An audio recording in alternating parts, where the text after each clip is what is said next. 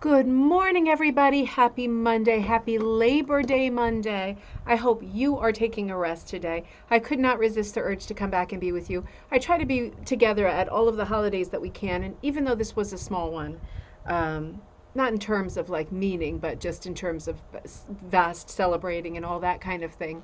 I thought, let's just do it. This is bound to be a busy week. Let's get some episodes in. Let's have some fun. We had so much fun on Friday night. Wasn't that a great episode of Gallery Night?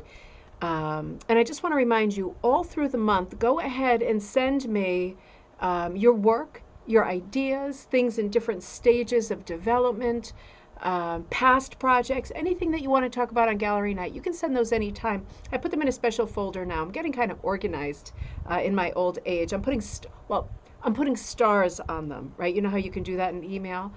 That's what organized is for me. I figured out that if you touch the star, it lights up and it stays there. So then I can scroll through and look at all the great work that you sent me by just looking for stars. That's very high tech, isn't it?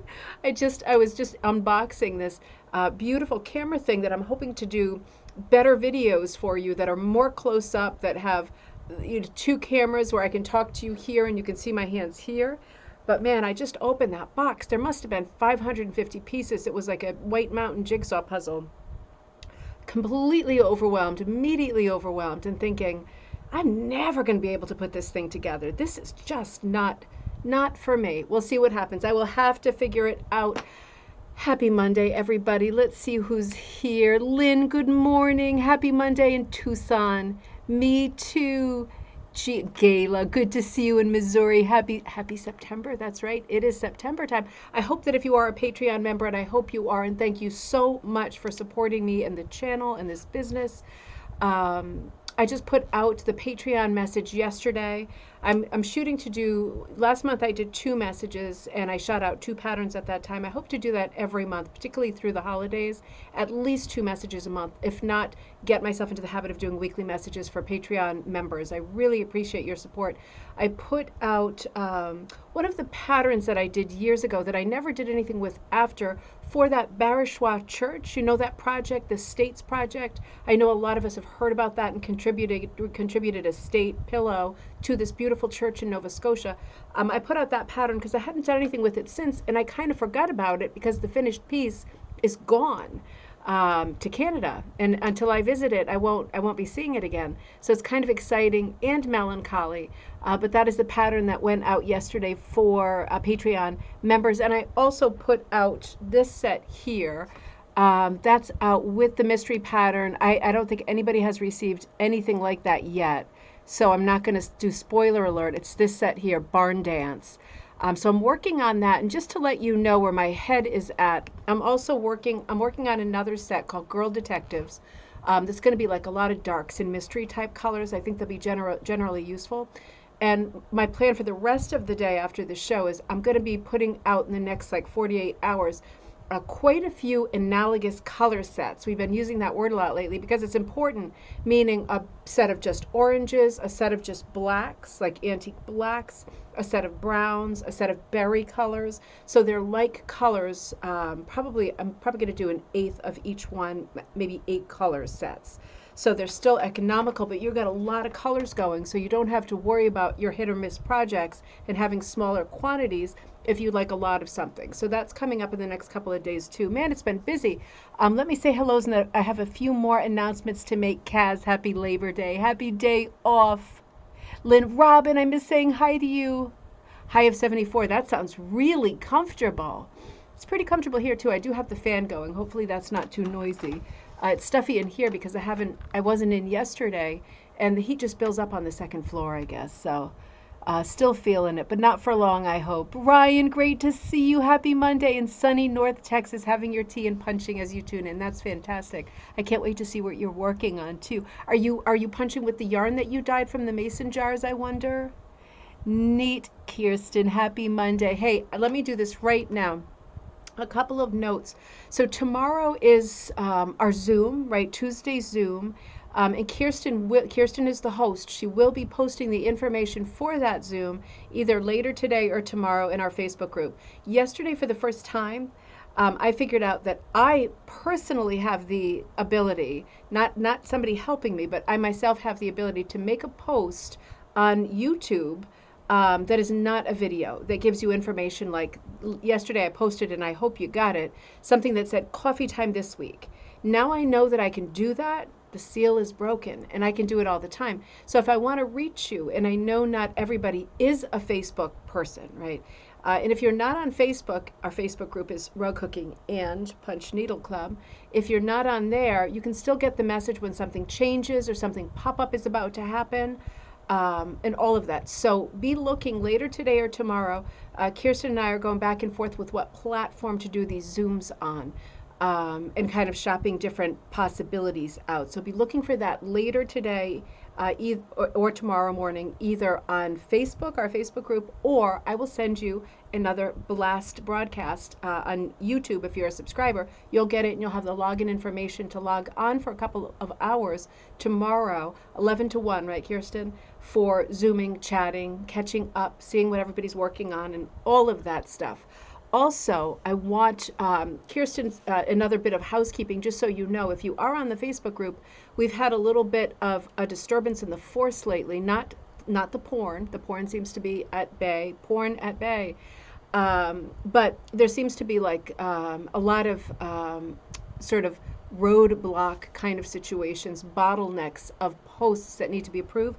We had to put the posts on approval.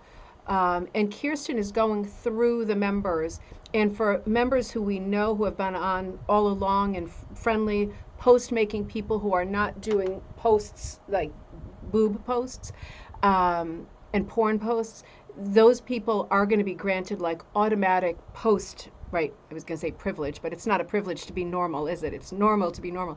But Kirsten is going through so that people who are familiar and who we know that are, are trusted to not make crazy posts, your post will not have to wait in a bottleneck anymore. So this is taking a little bit of time, and sorry about that. All these things need changes as we grow into a huge group on Facebook.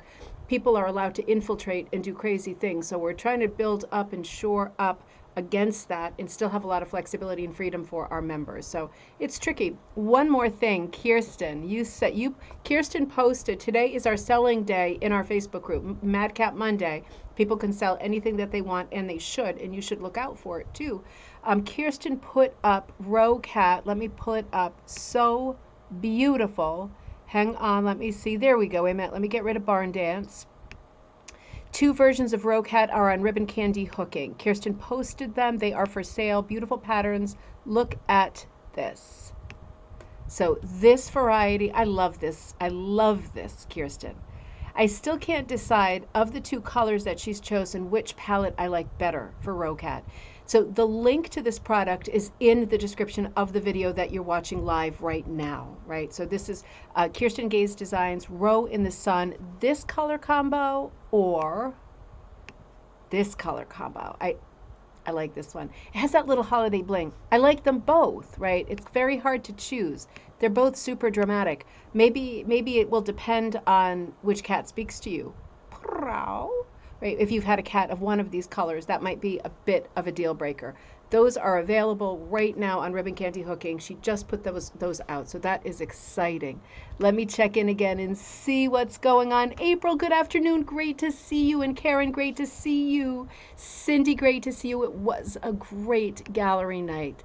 There was some new sort of, I don't want to say entries, but new work from new friends who are just joining us and starting to log on and follow. It is great to see what everybody's working on. It is never a competition.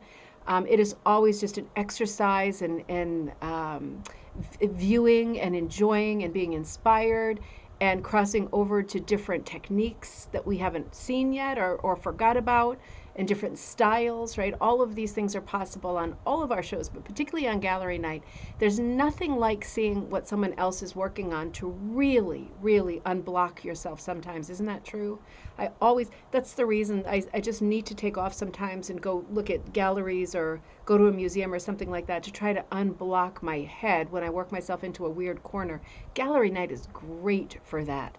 And if you got the message yesterday, I won't be on Cocktail Time this Friday because I'm judging the rug division at the Big E, which is our big sort of agricultural county fair in this part of the country. It's a huge one. And I just don't know the timeline, and I don't trust that with traffic or anything that might sort of befall me, that I would be back in time to run the show. But I will be with you today, and I'll be with you on Wednesday. And again, tomorrow is our Zoom day. Linda B., great to see you. Beverly, great to see you. You continue to be the Energizer Bunny. It's incredible how much you're getting done. I love the way that your witch that's landed in the ground is coming out. That is evolving so nicely. Tad, great to see you. Rainy day, but man, we need it, don't we? It was like a crazy, crazy rain last night, but it was needed and it's fun. Betty Knight, great to see you. Karen, great to see you. Karen sent me a Van Gogh rug yesterday. I should have brought it on. Karen, I'll bring it on tomorrow. Those Van Gogh projects are trickling in, so let's work on that if you plan to do a Van Gogh. Oh, you know what I wanted to show? I can't. It's up in the other room. I wanted to show you from my Van Gogh project. I'll show you tomorrow. I found a dress at a flea market that I thought was an adult size. It was a child size. So I thought it would fit me, and it is like 10-pound sausage in a 5-pound sack when I put this thing on. And it's a beautiful silk dress, super color saturated and kind of Van Gogh colors. And then I thought, well, I'll just give it to my daughter Jocelyn. So it's very, very small for me. That's putting it mildly. It's very big for her. So I think I'm just going to cut it to shreds and use it as the background of my Van Gogh. I'll show you tomorrow what I have in mind. I did a little bit of this recently. I've been going through the summer clothes, right, and putting them away. And I'm making those tough decisions about the clothing that has not fit for 3 or 4 years because of weight gain, right? I'm coming to terms with the idea that I might not be wearing that stuff in the near future, and I'm sick of storing it. So I just put a giant pile together of stuff that I plan to cut up with scissors. And I feel I could donate it, but some of it's stained or whatever anyway. And I want to use it for my supplies. So I'm going to show you that or do videos of that because maybe you're at the same point in your housekeeping that I am, where you're going through stuff with a lot of sort of tough love and going, I love you, but you got to go. And you might want to cut up some of those, whether they are sweaters, t-shirts, knits, leggings, spandex, bathing suits. These are all things that we can use in our hooking. So I'll be talking more about this as I continue to tear through all the closets in my house, the kids too. Agenia, great to see you. Hello in Arkansas. I'm happy that you're there too. Nancy, great to see you. It is so nice to have the long weekend. It is nice to not be on a schedule. I got so lazy over the summer with like flexibility. It's hard to come back to the school year again. Girl detectives is an amazing theme, Ryan, isn't it? It's so nostalgic too. I love Nancy Drew, but she was never my absolute favorite. Judy Bolton was my absolute favorite.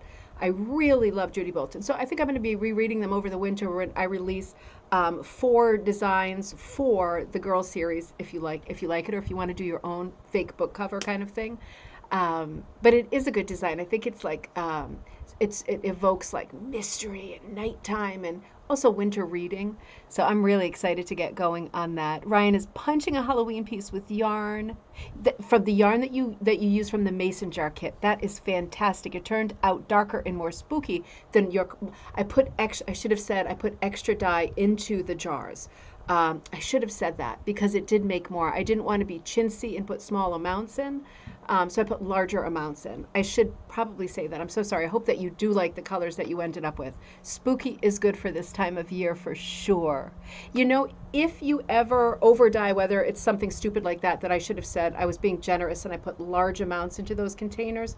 You know, you can always remove a little bit of color with Synthropol. I know that's counterintuitive because you use Synthropol pre-dyeing as a kind of accelerator to make sure that when the color strikes, it's really potent and powerful. But you can also use a little bit of Synthropol to remove color. It just kind of flattens it out. It levels it out and evens out your color. It's remarkable that it does work that way too, just as a side note. Dyeing videos coming up. Lisa, great to see you. Happy Labor Day. Kirsten confirms 11 to 1 tomorrow is the Zoom call, the Zoom chat, and the info for that will go up a little bit later in all places. Oh, fun. Okay. Nancy, you liked the first one. You liked the gray cat. They were both beautiful cats. Row in the Sun, available right now. Beautiful work. I'm going to show you what I'm working on real quick, and then we're going to get into our slideshow. I'm working on this project. I'm probably going to do a video later. This is the witch I was showing you before. And, oh, this is the color wheel I meant to show you that I got from, you see this little guy? I got this from Donna at Whispering Hill. I don't know how widely available this is. It's really beautiful, heavyweight enamel, and you can turn it like this. I'm not a big color wheel person myself, and I'm pretty familiar with it, but in terms of bling, I just could not live without this. It is the most powerful magnet that I have, that's not real metal, that I have ever had. I've got my hook and everything under my thing, but really nice needle nanny, whatever you call it, for your scissors and your hook. But I'm working on this piece, and you can see I've got some, I'm using the color palette from the set that I did months ago called Prim Cottage Garden, I think it was called. It was a lot of pastels, and I'm mixing those pastels with all these paisleys, and I'm doing witch silhouettes, and each one is different. So I'm kind of, that one's Bride of Frankenstein, that one's a little bit different. So I've started in on, I guess, 6 of the 9, and that's coming along, and I'm going crazy with my paisleys because I'm finding it so much fun with a nice light. It's not a pastel color palette, it's just super, super light brights. That sounds impossible, but it's easy to get there with dyes. Those go really well. Those really light colors that hold themselves well, they go great with paisleys because paisleys are, and these are antique paisleys, right? I'm not doing my challis scarves this time. I'm doing antique paisley. Goes really well with that palette because these light brights, like super, super lemony light, super, super lime light, these are good crossover colors to every season, right? Any variety of lime and yellow also goes good for Halloween, and the light orange goes good too. But mixing those with the paisleys that are predominantly dark, dark brown, black, tomato red, it's a real sort of symphony of color. The fusion is unbelievable. And I've got the rest of my colors planned as I go, but I'm going to do a video as soon as I leave off coffee time hooking with paisley. And I've done a little bit of that before, but with this project, I'm hooking with paisley, and I'm using my Bliss cutters. You can also use scissors, and I normally do, but with these, I'm cutting quite narrow to do this hooking. So I'm going to show some tricks with doing that, just in case you do want to hook something paisley. Thanksgiving, all of the holidays coming up are great if you have paisley to start cutting it up and stuff. And you know, I have until now always shown cutting with scissors or a rotary cutter, but on this project it's a little bit different. That I'm cutting with my Bliss cutter to a number 8, and it's still working great. So I'm going to work on that a little bit later and see what I can bring you in terms of info that would be helpful for similar projects that you might be working on. So let's do a couple of things before we go back. We're still at Sauder. We are still at Sauder. I want to go back because a couple of things came up on Friday night cocktail night that I felt were unresolved. I showed this work of Bonnie Rubenstein that is absolutely beautiful. We were looking at her work at the beginning of the show because it was the first time that we have seen it. She's punching very finely. We had the conversation, I went back and forth with Bonnie a little bit after the show talking about backing material, because I think for most people, monk's cloth is the backing material that we always talk about as being the one to use for punching. Now, of course, you can use linen, you can use any backing if it works. My favorite backing for punching is definitely cotton rugwarp. I just feel, and it's a preference thing, I just feel for myself that it is the most structured. Do you know how with monk's cloth, they're all wovens, right? They're all wovens. But with monk's cloth, the weave is very thready. So in other words, if you were to get in there with your hook or your punch or the tip of it, you could easily separate some of the thread. Sometimes you want to do that because you've made a big gaping Grand Canyon of a hole and you want to go into something tighter around it. Sometimes you want that. But that's what I don't like about punching into monk's cloth. And rugwarp doesn't have that. The entire weave and the fibers made up that are making up the weave, which is 100% cotton, with the rugwarp, it's almost like they're waxed. They're so thick, almost like little pieces of rope, and they cannot be splayed with the tip of your hook or the tip of a punch. And for that reason, it's very heavyweight. It's very easy to hit the hole at the crossroads, right between the crossroads, to never get that kind of threadiness going. It's thicker too. So it's my favorite backing for that purpose. I never, and a lot of people do, but I never punch into linen. And there's lots of kinds of linen, from the primitive that I usually use and use to kit to like the other one that I buy from Michelle Miccarelli, that for finer projects I put them on her linen rather than the more primitive linen. But it has sort of more of a hairy quality to it. They're all different, but what I find with linen is it makes me very nervous punching into it personally. I'm not a puncher first, I'm a hooker first. But I find that punching into linen can, depending on the linen, make me very nervous because it just feels more brittle. And I know a lot, nothing's ever happened. I've never, carved out a hole by accident. But it just makes me nervous. I prefer for myself the rug warp. So this is part of the conversation we were having. It was just a recommendation that I had for Bonnie, because I teach punch quite a bit, and I always teach it on rug warp. 100% of the time, I'm going to say 99% of the time, I see people doing much better first time work on rug warp than I do on monk's cloth by far, by a landslide. Now, that picture that we just saw, the fashion, what was it called? Fashion dump, I think. Bonnie's work had such evenness to it, such little flecks of light and color. This one is like a pile, like a dump of clothing, kind of ribbon, shreddy bits, very colorful, it has that mixed media feel, doesn't it? It's very different than her other work. And she went on to say after the show, she sent me this picture of ribbons. So this is all very lightweight. If you take a look at this, it's like a little hornet's nest of color and possibilities here. She said that she got this from, and she said Shibori Dragon. And I know Shibori Dragon is a store, the Facebook page, and a store on, I think it's an Etsy store. If I'm missing a reference, please let me know. But it made sense because they're a pretty big fabric store and they do beautiful, beautiful stuff. But I just thought it was nice. It's always nice to see what someone is working with. So how can you get this kind of a hornet's nest going to be able to do this kind of a project? Well, I mean, it's just, it's what we were talking about a minute ago. Yesterday, I took the kids out to an arcade, right? It was called Barcade in New Haven. And it was family day, because normally I don't take kids to bars. But after that, we went to Savers, which is one of our thrift stores, and I found a couple of scarves that had a lot of metallic in them. I always pick those up because I love to hook with stuff that has a metallic element to it.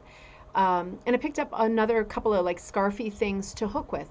Where do you find stuff to make your own hornet's nest, to do something that is similar to what Bonnie has done? You go through your own closet, right, and you start weeding stuff out, or you go to a thrift store and you look for stuff. Look for scarves first because they're so inexpensive. And no matter what material they are, if they are synthetic, oh, hey, Heidi, good to see you. Whether they are synthetic, whether it's like sari, silk, sari material, it doesn't matter. You can cut it all up with your rotary cutter with your scissors. I rarely rip unless I know it's silk, right? These kinds of materials for myself, I rarely rip because you often get a crazy diagonal or it just atomizes in your hand and that's frustrating.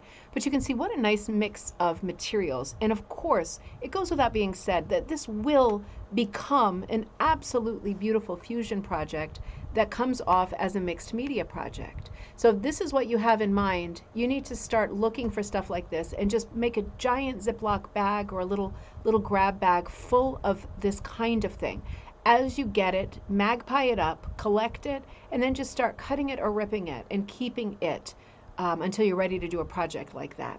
So that was something else I wanted to show from Bonnie. And if you remember on Friday, I was struggling to find the circular image that she had sent me. I screwed up the slideshow. Big surprise, right? This is it. And I don't think Bonnie's on today, but I think that this was her piece that is a representation. Remember, she has not started doing titles yet. We are getting a first glimpse of all of the work that she has done thus far. And I feel very privileged that she trusts us and that she let us look at her work, because it is the first time that someone has looked at her work. And now we're all looking at her work at the same time. It can be nerve-wracking, but it's such beautiful work. This is a depiction of, I think this was after the 2021 floods in British Columbia, an aerial view of what it looked like. And I thought, this is another one of her really thoughtful, remarkable pieces. Moment in time pieces are so important, as far as documenting what's going on around you. I did a couple last year that were um, patterns that were based on news stories at the time. I have one in the works too. Did you see the crazy news story about this guy who canoed or kayaked, like it's a crazy amount of miles on a river in a giant pumpkin? Did you see that one? I'm working on a pattern for that because I just thought there's a lot of news stories that I wish I had never read or heard or had happened. But boating inside of a pumpkin shell, that is super, super. What's that rhyme? Peter Pumpkin. Who's that had a wife and couldn't keep her? Who was that? Had a wife and couldn't keep her. Da da da da da da. Well, put her in a pumpkin shell, something like that. Is that Peter? Is that Peter Pumpkin Eater?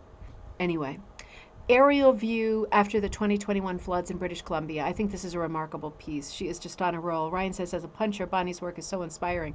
I agree. It is super inspiring, and I'm in awe of how round this piece is. It's tricky. It is really tricky. It's obviously a little bit easier with punching or hooking wool because you have so many little dit dots as opposed to like a primitive wide cut strip to get a perfect circle. But this is a really perfect circle. If this were in the sky, this would be absolutely a full moon. You wouldn't be wondering if it was waning. It would be absolutely full. It's a perfect circle. It's just a beautiful piece. Now let's come back here. We left off looking at some of the rugs. Karen, again, a huge thank you to you because you are the reason this is the last one that we looked at, I think, in that series that we were really loving. Nope, we looked at that one too.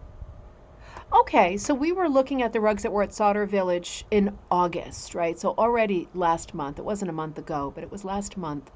Lynn says, Peter Pumpkin Eater had a wife and couldn't keep her, put her in a pumpkin shell. There he kept her very well. Oh, thank you, Lynn. That is one of the great sexist nursery rhymes of all time, isn't it? But it is so cute and charming. Alas, it is cute and charming, isn't it? So funny, Peter Pumpkin Eater.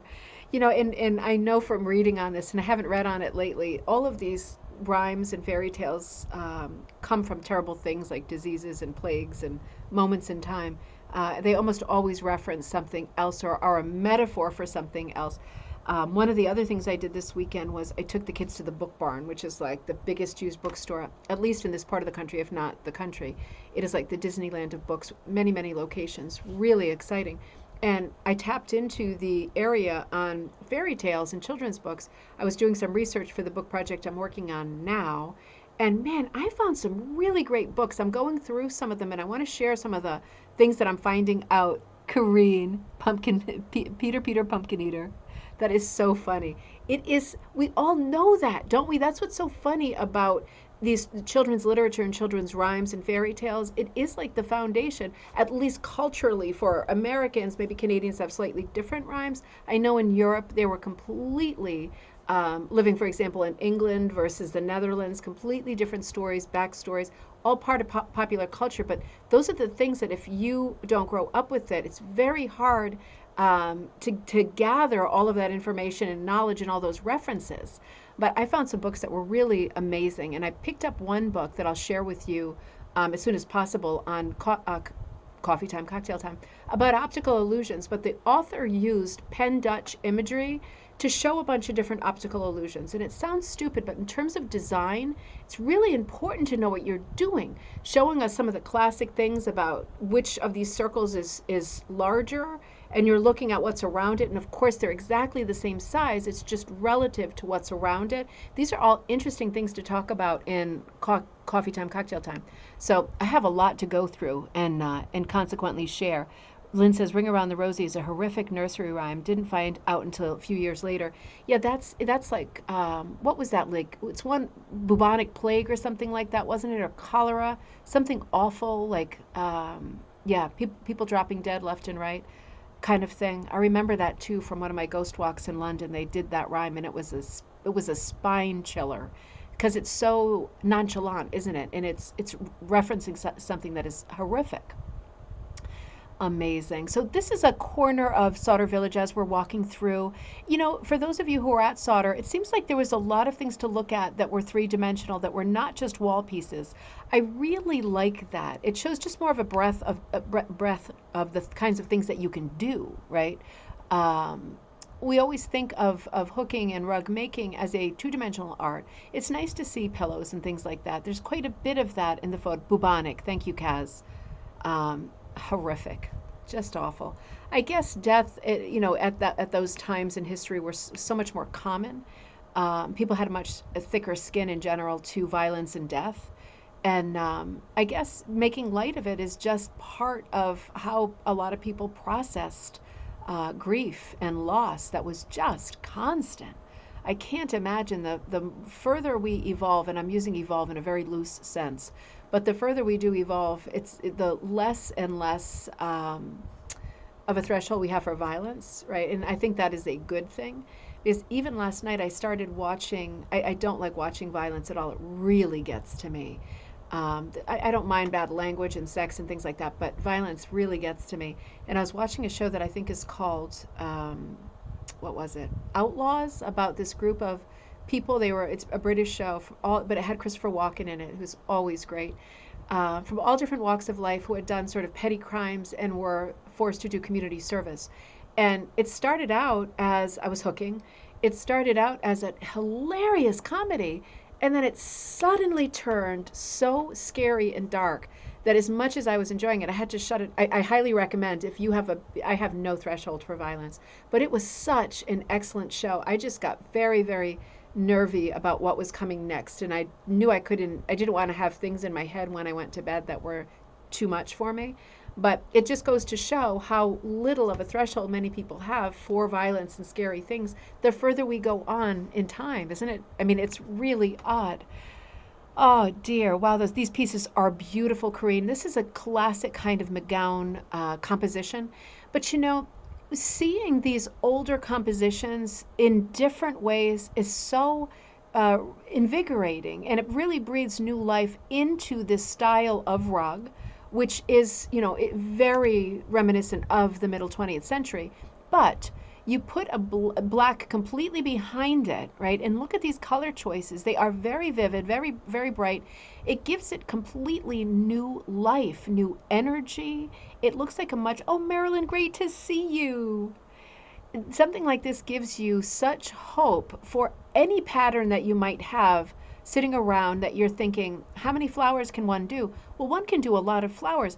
When you do flowers that are the color themed like this, as opposed to a million different colors, the ones that are a million different colors, I love those. But they do read more as kind of samplers, whereas something like this is very thoughtful color-wise, placement of colors, very well thought out.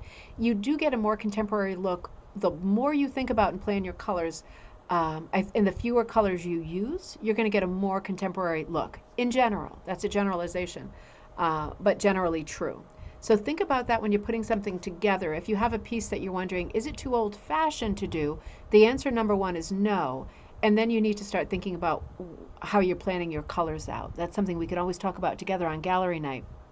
A couple more beautiful pieces. The one on the bottom looks to me like another Alita Akers, and again, Akeers. Cushing carries that line, I'm not sure, but when I see hollyhocks like this, that's what it makes me think of, and it is really lovely. Kirsten, that's a great point. Also, using red, yellow, and blue primary colors does make something look contemporary. And you know, I think part of the reason for that, we did, if you remember, we did a cocktail night a few months ago, and I think it was like the 1981. I had my hair off to the side like this, and we were looking at a book that was circa 1981 on decorating, and it had a lot of rugs, references, and taste opinions in it, advice. And it was just a moment in time. That was the reason I ran that show, and I'd like to do more like that, because it reminded us that at least in the early 80s, coming out of the dark 70s, the dark and groovy 70s, more like the groovy 60s, the dark 70s, that we were looking at a color palette that there was no primaries. I mean, think about the 80s, right? There were bright neons, there were the dusty rose colors, there were the Wedgwoods, there were the peacock colors, they were all the medium colors. That's my favorite. But we had gotten really far away from the primaries. So doing things in really contemporary colors, really Mondrian colors, is something that comes in and out of fashion every X amount of years, usually 30, right? That is like the break off. Every 30 decades, this 30th decade, right? Third decade, 30th year, the same thing tends to come back. It's just the way that it is. It's just the way a sort of reflex memory works, I guess. But it is interesting to think, at least at this moment, what we're seeing. Look at an IKEA catalog or website. That will tell you what, in terms of contemporary color, is in right now, right? That Scandinavian design is the first place to look, because everything trickles down from Scandinavian design, and then we really know what is correct right now for contemporary taste and what is about to happen tomorrow.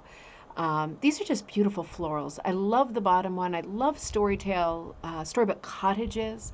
The top one looks like it's a lot of Proddy. Let's do our new trick and see if I can blow the top one up, how big we can get it to look at. Nope, I got the wrong one. Let me see. Let me try this. Let me try this. Let me see how big we can look at this one. Oh, that's a bit better. That's definitely Proddy. Doesn't that have a Van Gogh lily pads feel to it? I think part of it is because some of it's raised. There's a blue ground happening here. Gosh, that's really pretty, isn't it? I like how there's Proddy in different parts of it. It does carry your eye. Your eye does go to the concentration of Proddy. The rest of it is beautifully hooked too. That is a really remarkable piece. It's so nice to see pieces that are pattern driven, just a pattern that you then apply different techniques to, right? It's such a lot of fun. This is beautiful. This reads at first glance as kind of a wool applique piece, doesn't it? Even bordering on like a penny rug tradition. Beautiful runner shape. It might be larger than that. I can't really scale it with my eye. It looks like a small rug or maybe a large table runner. It does have these Jacobean twisting flowers, these exaggerated fantasy flowers. I can't tell on the sides with my view. It looks like maybe tassels, doesn't it? That's what made me think of penny rugs. I thought for a minute it was lamb's tongues with like a coin, but it might be a tassel design. It is super theatrical. Theater comes with a black background, right? That goes without being said. You put a black background on something, you've got theater right there. Really interesting color choices too. Some primaries here. It looks contemporary, but there's some medium colors too. There's a lot of mossiness to it. It looks like there's maybe some textured fabric happening here. What a beautiful composition. What a fun piece to work on. Oop, wait a minute. Let's see what we got. Oh, this is another kind of display. Okay, so we've got a couple of sort of circular mandala shaped things. We've got some Proddy sunflowers. We see this sometimes on different websites. A lot of people stock these kinds of kits where you can do a hook your center and Proddy leaves around the edges kind of a deal. And then you end up with these beautiful oversized shaggy sunflowers, or really any flowers. Janet Connor does a lot of kits on her website with any kind of flower that you can name for the different months, and that's a handy thing too. A couple of lovely purses, a couple of footstools. That really is charming, isn't it? One of the things that this reminds me of is, I know a lot of you are using Sissix cutters at this point, and I am too. Because you can cut your strips so much faster. And the Sissix cutters, I found out, go up to at least a 10, if not higher, which is handy for things like paisley, right? That you want something quite wide. I still like to do paisley by hand because it costs so much money. I want to see what I'm doing, and if there's any kinds of problems happening, I don't want to waste a big piece of paisley. But the Sissix cutters are extremely handy for that stuff. And there are a lot of competing cutters. I'm just going to say this quickly as a side thought, because, a lot of as we get into talking more about wool applique, penny rugs, things like that, I do have from the old Tattered Flag the tray that does the penny rugs with the coins in different graduated sizes, small, medium, and large, right, for all three bears. So I can use those for stacking on penny rugs. But aside from Old Tattered Flag and trays that are meant to run through the Big Shot Sissix brand machine, right, that is not something that Tattered Flag makes. Sissix makes that. Tattered Flag makes special trays that are suited and geared to rug hookers. But if you have a Sissix, and there are the Big Shot takes the big ones, right? So you'll see this and you already know this if you have a Sissix. But some of the die cuts that are meant for scrapbooking, right? Paper can be used for fabric, can be used for wool, same as the old tattered flag ones. So if there are some of those sissics that you're seeing, like leaves or pumpkins or stuff from the fall, mittens, silhouettes of things, flowers, it's worth looking at what size they are and if they're compatible with your sissics. I know there are other brands besides Sissics, but we're used to talking about Sissics because Old Tattered Flag has done very well with marketing strip trays for us as hookers who want to hook, wool strips. But it's worth mentioning because there are so many other possibilities of shapes if you're interested in things besides strips. So just made me think of that with the petals on the sunflowers because they also do a Proddy tray. Old Tattered Flag does that. And of course, Sissics brand does thousands of different trays for whatever project you might be considering. Oh, this is another nicey. Welcome to our camp. Oh, that is very nice. It looks like a piece of wood, like a Yogi Bear broken type piece of wood serving as a sign. This is part of the main group exhibits. And above it for the pine tree state, there's a pine tree. It looks kind of like a, oh, I wonder, I don't think we're going to get there. Let me see if I can blow that up a little bit. I wonder what that piece of paper is telling us. It looks like it was meaningful. I love the idea of having this main exhibit. Let's see, can you make that out? Rural or something member of Maine. Rural member, does it say rural member of Maine, something like that? My eyes aren't good, and I've got a small thumbnail. It looks like, yeah, it looks like a nice article. Let me know if you were there and you know anything about that. That is really sweet. So let me move to, because we haven't been making much progress in this department, let me move to another set of photos. Let's see what we can see. Let's see what we can be inspired by. Oh, okay. Oh gosh. Now what's that up above? That's a rooster, right? With the chicks. I feel like we might have seen that one, but I don't think we saw this version of it. I think we saw a different rooster and chicks because, yeah, we definitely did. This one's got pumpkins in it, and I certainly would have remembered. That is a super seasonal piece. Look at the nice barnwood texture they've gotten in the background of that. What a beautiful seasonal panel this is, with the tom turkey down below. And nice border on that, right? If you're doing some of your own designing and you have a big open blank background that's intimidating you, do this kind of a swirl, little curly Q in there, one little swirl, just drop a bunch of leaves like this or berries or flowers. This is a great border. That's a great use of space. Very primitive, very charming.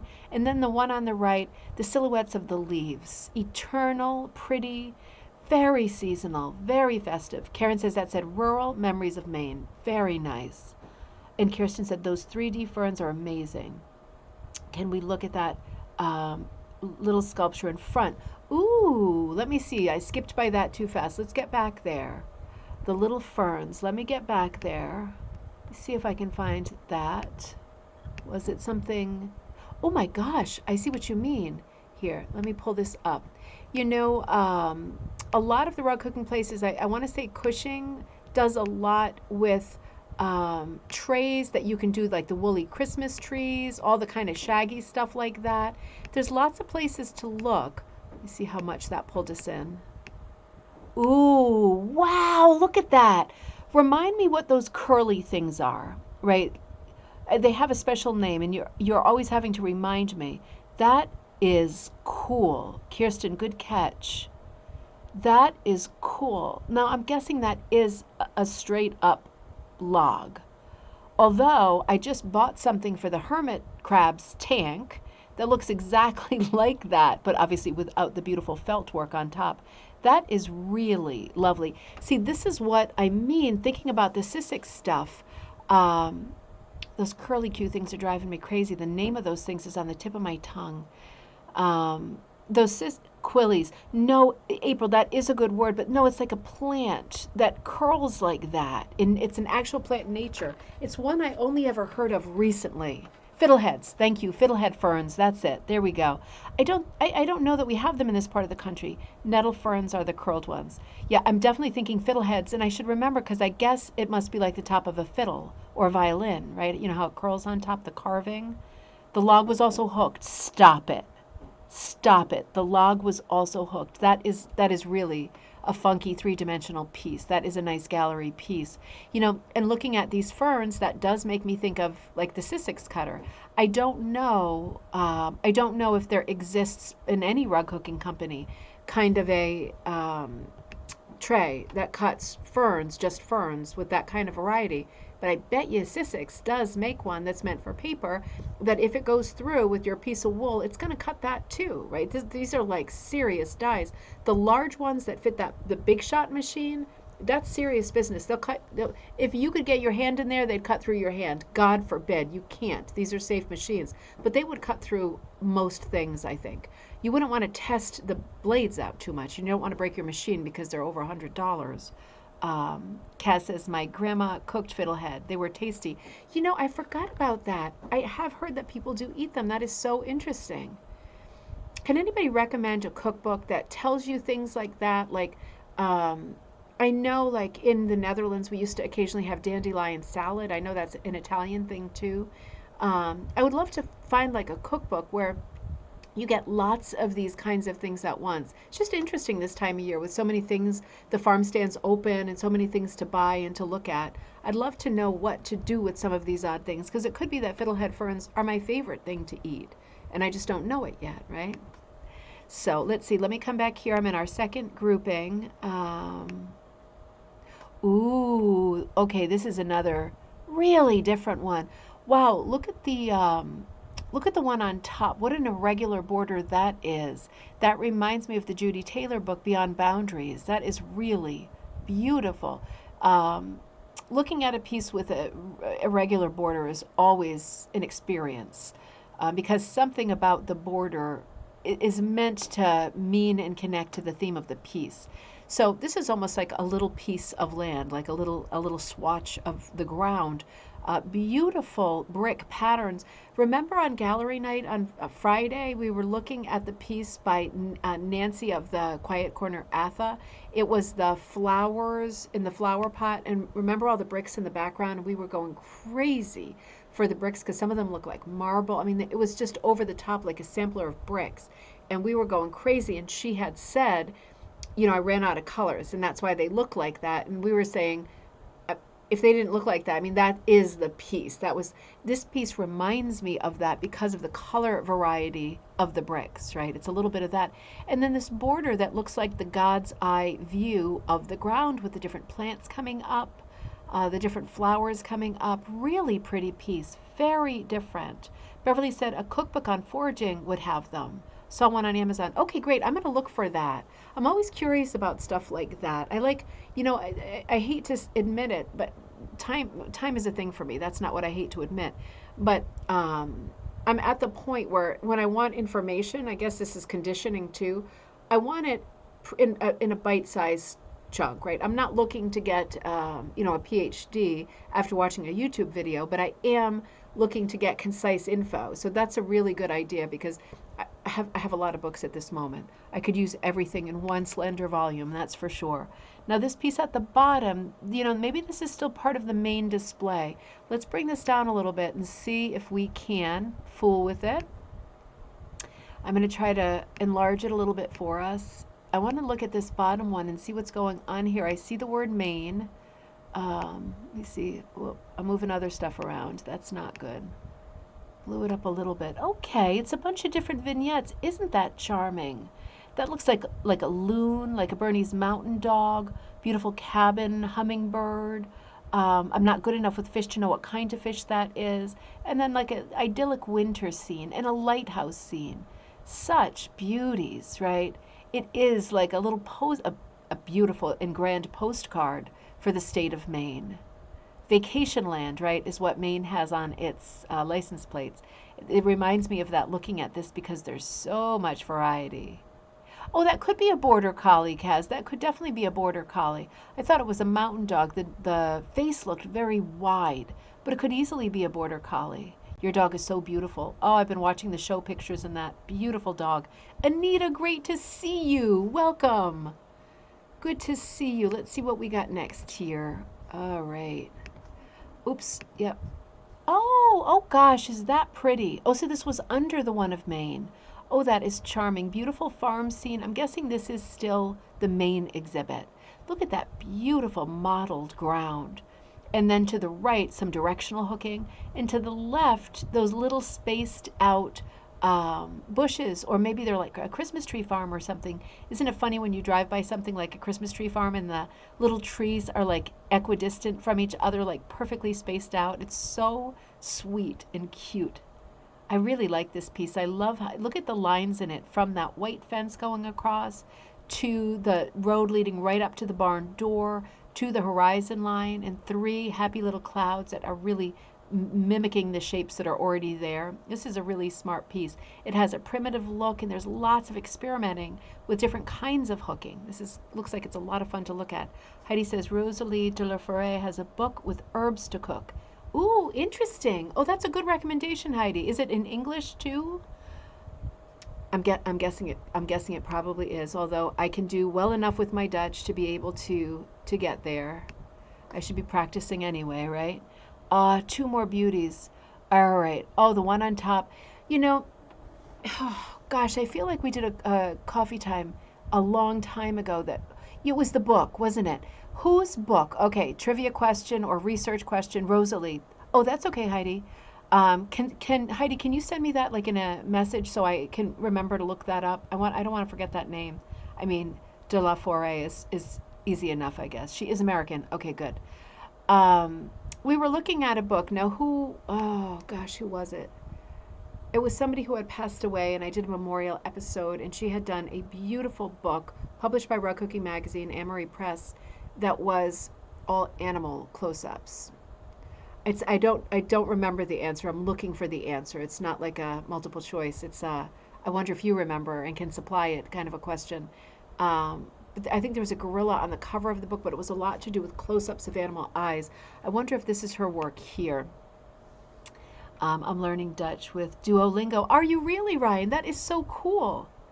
No. Oh, Judy Carter. It was Judy Carter. Yes, Kaz. Well, I was thinking Judy Taylor. I'm like, no, Judy Carter. Absolutely, Kaz. Thank you very much. That's absolutely. I wonder, Karen, do you remember if the eyes are, is it a Judy Carter piece? I know there's, I don't know if it was a Pro McGowan thing or what, but I know Michelle McGarelli was also working on some pieces with animals' eyes. Maybe the gorilla was hers, and that's what I'm thinking of. But it might be more of a broad project, like ongoing group project. So I'm not sure if this is Judy Carter, but certainly that is what I was thinking, Kaz. Hooking Animals by Judy Carter. By Judy Carter. Thank you, April. That is a beautiful book. We looked at that and it was absolutely lovely. This definitely reminds me of that book. What a beautiful, realistic piece. What a window into this animal's soul. Really charming piece.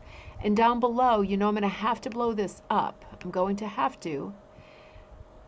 I don't know if you can see when the program plays me, the way that it plays me constantly. It is such a gem. There's probably better ways to play it, like it's a musical instrument and not my mortal enemy. Teacher met Noreen Mainley Woods, teacher, mentor, friend. Oh, that is really, really nice. Oh, blueberry muffin, right? The blueberry is the official, I know, what is it? Is it the official fruit or plant for Maine? I know blueberry beer is a big thing when you're up there. I know the blueberry is their official something. And the rooster, the yellow rose for friendship, the heart. Oh, isn't that nice? That looks like some kind of a little piper, the little bird. The good book, read the good book. Oh, that is so sweet. Isn't that? A pansy, Mercy Center. Oh, so these are all things that would have been very meaningful. That is really neat. Oh, Heidi's giving you her information. Heidi is from Belgium and she is a Dutch speaker, Ryan. So there you go. There is your practice platform right there, and she is lovely. Perfect person to practice with. There was a lion on the cover, April. Okay, so I'm thinking of Michelle McGarelli's gorilla for sure. I see it every time I go over our house. I'm gonna have to go over there again and record another show with her. I know you all love seeing her. Oh, this is a nice piece. This looks like a witch. I was going to say seasonal piece. I just wanted to be sure. It does look like a witch, and she's holding a cat who looks to be wearing a pearl necklace. She herself seems to be wearing pearl necklaces. Oh, I like this piece. This is really charming and whimsical. Spider web on the top right. That is adorable. I love the border. Look at the way the border changes on the way down. Look at the tweed material that's being used in the pinafore. That is really, really sweet. And the face, right? That is a true witch face, a real comedy type face. It looks like the sort of dreadlocks hairstyle is three-dimensional, and it looks like there is a detail on the boots that are three-dimensional, so not just the jewelry. That is a lovely piece.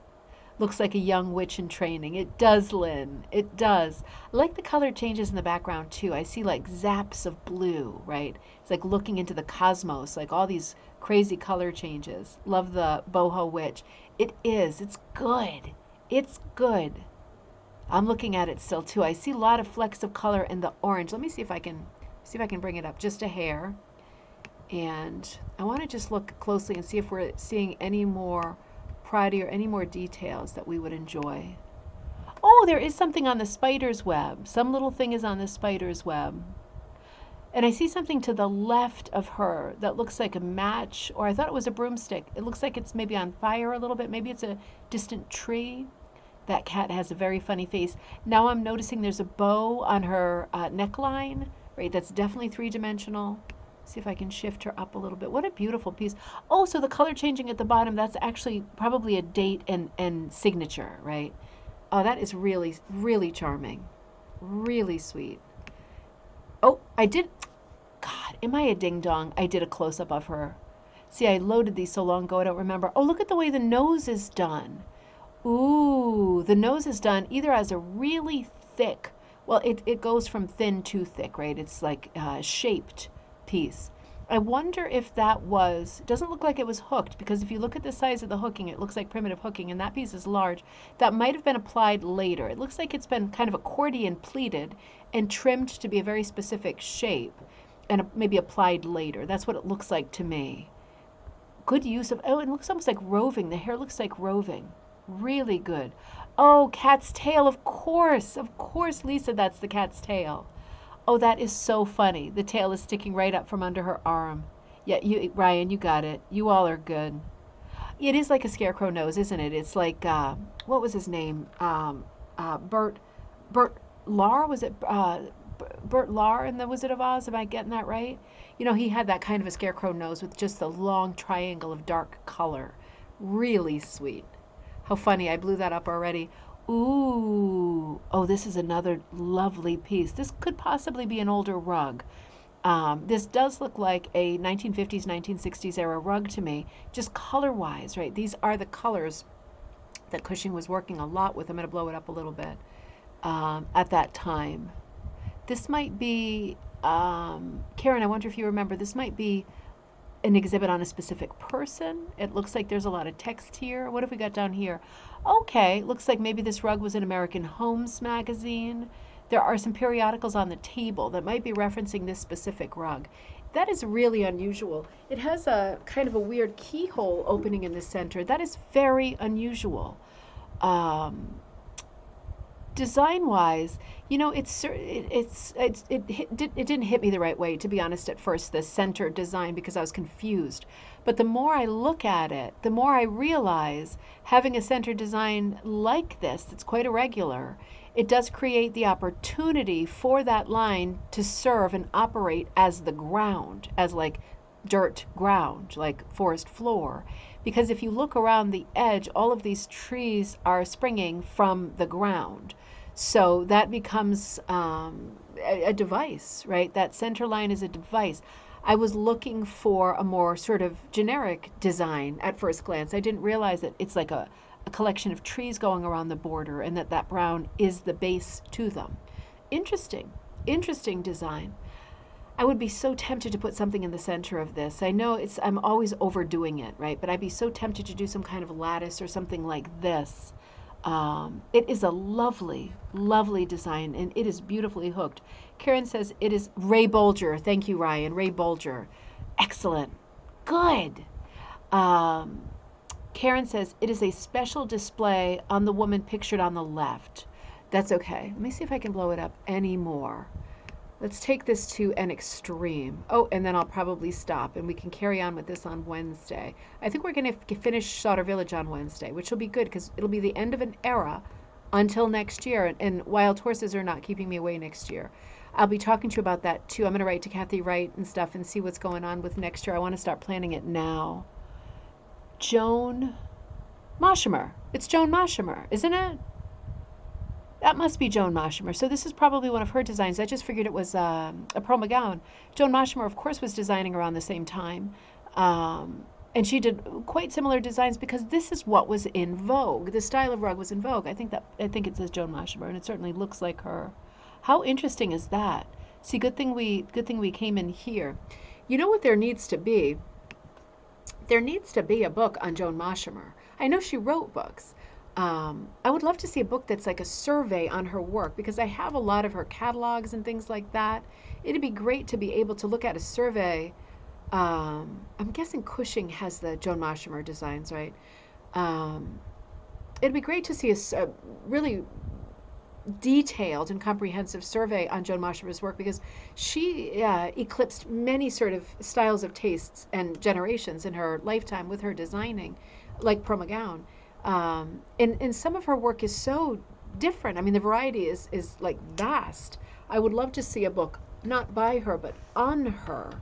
That would be a great writing project. I am up to my ears in writing projects right now.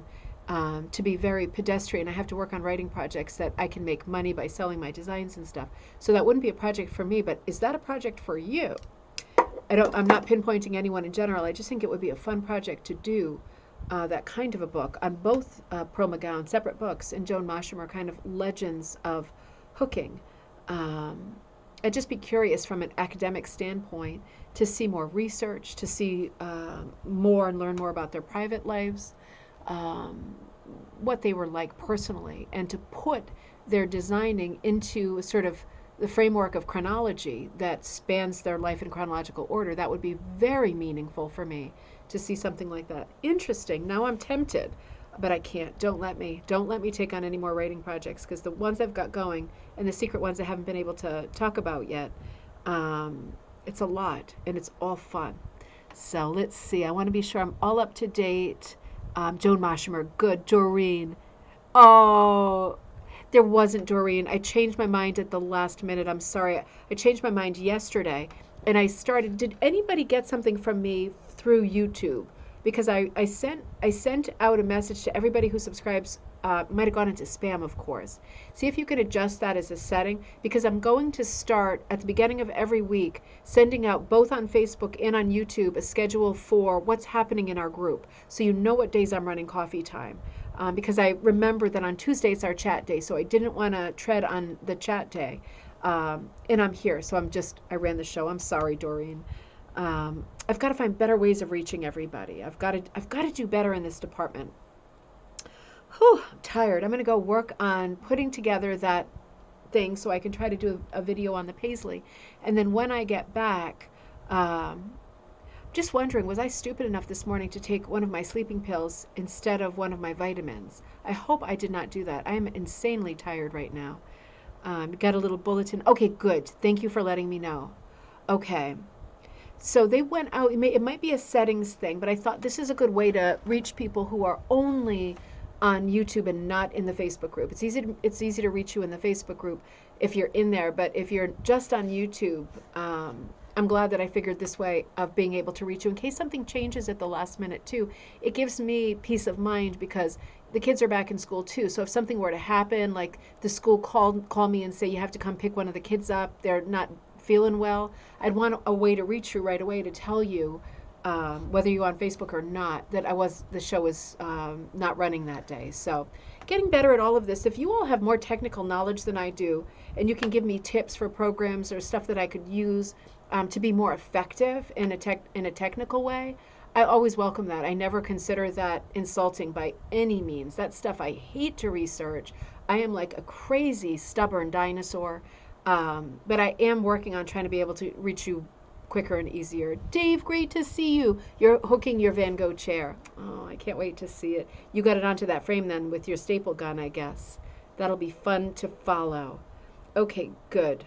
Okay, Doreen. it'll be on there for you. I'm sorry about that. I'll be back to you on Wednesday. Have a great day tomorrow, everybody.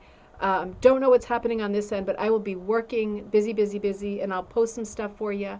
And I hope it's a nice, relaxing day for you today. And I will look forward to seeing you on Wednesday for coffee time, same, same place, noon.